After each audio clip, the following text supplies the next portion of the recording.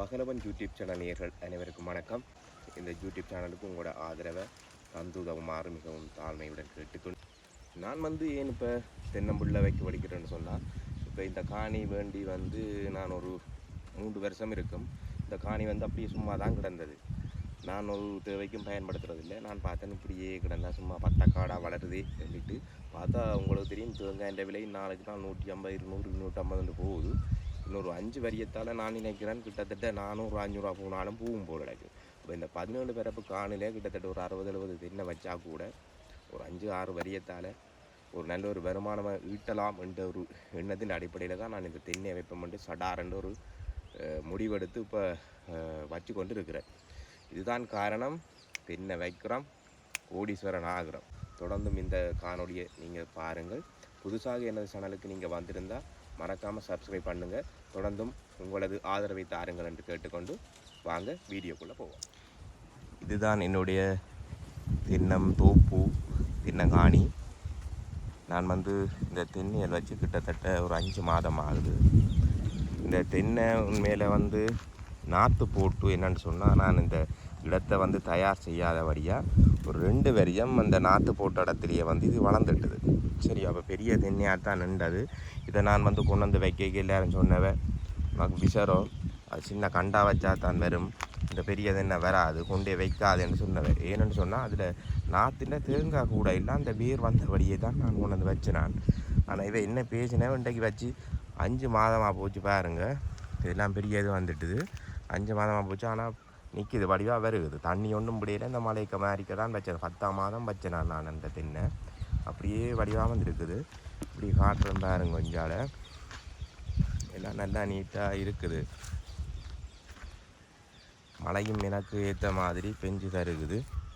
இதில் நல்ல செழிப்பாக இருக்குது, பிரச்சனை இல்லை. நான் இது வைக்க என்ன செய்தேன்னு சொன்னால், வைக்கோ மூலம்தான் இந்த கிடங்குகள் எல்லாம் எடுத்தேன். நான் கிடங்குகள் எடுத்து போட்டு ஒரு 15 நாள் இருக்கும். அப்படியே விட்டுட்டு வெயில் நல்ல வெயில் நேரம் எடுத்த நான் 15 நாளுக்கிட்ட விட்டுட்டு அதுக்கு பிறகு பார்த்தோம்னு சொன்னால் உப்பு போட்டேன். நான் உப்பு போட்டுட்டு அதுக்கு பிறகு இது போட்டு நான் வேப்ப முன்னாக்கு போட்டேன். நான் வேப்ப முன்னாக்குக்கு பிறகு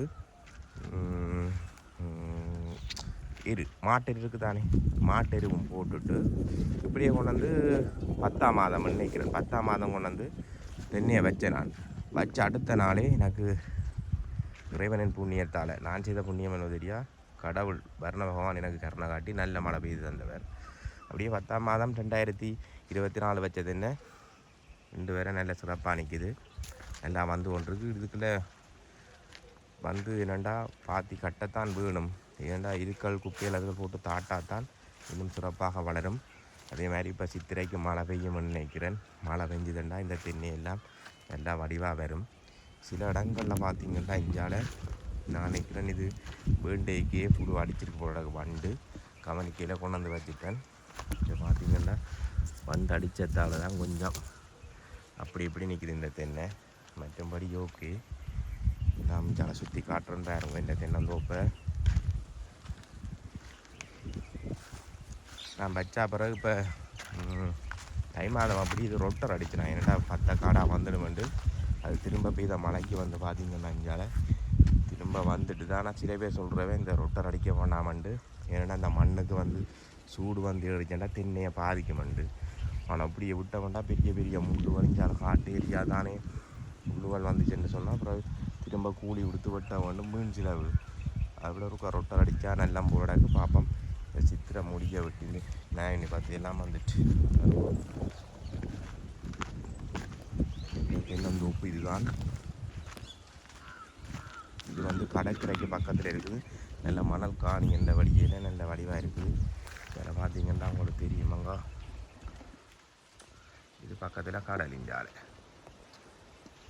சரியோ இங்கே தெரியுது வேறுங்க. இதால் பாக்கு நீரினை இந்த காணிக்கு மேற்கு பக்கம் பார்த்தீங்கன்னா இதான் கடல். இங்கே பாக்கு நீர்னு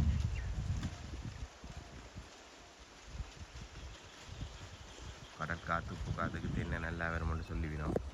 அதனால தான் நான் வச்சுருக்கிறேன். இதை பாருங்க, நீங்களும் தென்னந்தோப்பு வச்சுக்கிறீங்களா இல்லை தென்னை பயிற்சியில் ஈடுபடுற நீங்கள்னு சொன்னால் எனக்கும் உங்களோட ஆலோசனையில் தாங்கும். என்னென்னு சொன்னால் நான் எனக்கு இதில் பெரிய அனுபவங்கள் ஒன்றும் இல்லை.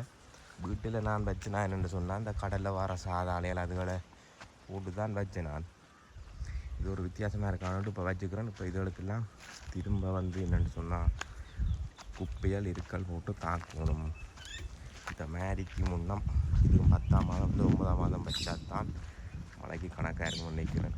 இதான் 10 எல்லாம் வந்துட்டு இந்த தென்னந்தோப்பு இதுதான் பார்க்குறேன். நீங்கள் வந்துட்டு வெங்காயம் பிடுங்கக்கூடாது, சரியா?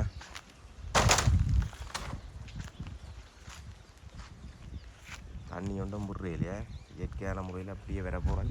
இது வந்து பார்த்தீங்கன்னா என்னென்னு சொன்னால் நான் தென்னம்புள்ள தான் எடுத்து வச்சேன். நான் ஏனெண்டா எங்களோட சூழலுக்கு ஏற்ற மாதிரி பெறக்கூடியது இங்கே தென்னையெல்லாம். அதால் எங்களோட ஊர் தென்னையைத்தான் எடுத்து வச்சுருக்கிறேன். பாருங்க, இதுதான் தென்னந்தோப்பு. இதில் பார்த்தோம்னு சொன்னால் நான் கரையோரம் வந்து கொஞ்சம் இது பாருங்கள், வேலி கரைக்கு பக்கத்தில் வந்து வச்ச தென்னைகள் இப்படி பார்த்திங்கன்னா இந்த ஒரு தென்னைக்கு மற்ற தென்னைக்கு முறையில் வந்து 5 மீட்டர் இடைவெளி தான் கரையோரம் இப்படியே வச்சுருக்குறேன். ஆனால் இந்த நடுவில் பார்த்திங்கன்னா இதில் வந்து கிட்டத்தட்ட 10 மீட்டர் இடைவெளி இருக்குது. ஏன் அப்படி வச்சுன்னு கேட்பீங்கள்? இஞ்சால கரை தானே, இஞ்சால தென்னையல் இல்லை. அப்படின்னு சொன்னால் 2 பக்கம் வந்து தென்னம்பிள்ளை நல்ல விட்டு வீதியாக வந்து ஓலையில் விட்டு வளரும். அது நேரம் கடல் பக்கம் தானே காற்றும் அடிக்கிறபடியாக தென்னை வந்து ஆரோக்கியமாக வளரும். ஆனால் இங்கே உள்ளுக்குள்ளே நெருக்கி வச்சேன்னா ஓலையில் எல்லாம் இந்த விரிஞ்சு வராது. அப்புறம் ஆக்களை பிடிச்சி மிதிக்கணும், அப்படியான பிரச்சனைகள் இருக்குதுன்றபடியாக தான் தூர கிட்டத்தட்ட 10 மீட்டர் இடைவெளியில் வச்சுருக்குறேன் நான் இங்கால. சரியோ, இதோட வந்து இந்த காணொலியை நான் உதவி செய்ய போகிறேன். இந்த தென்னை பயிர் செய்கிறது தொடர்பான அறிவுகள் அனுபவங்கள் இருந்தால் எனக்கும் தாங்கும், எனக்கு பிரியோசனப்படும் என்று கேட்டுக்கொண்டு விடைபெற்றுக் கொள்கின்றேன். நன்றி, வணக்கம்.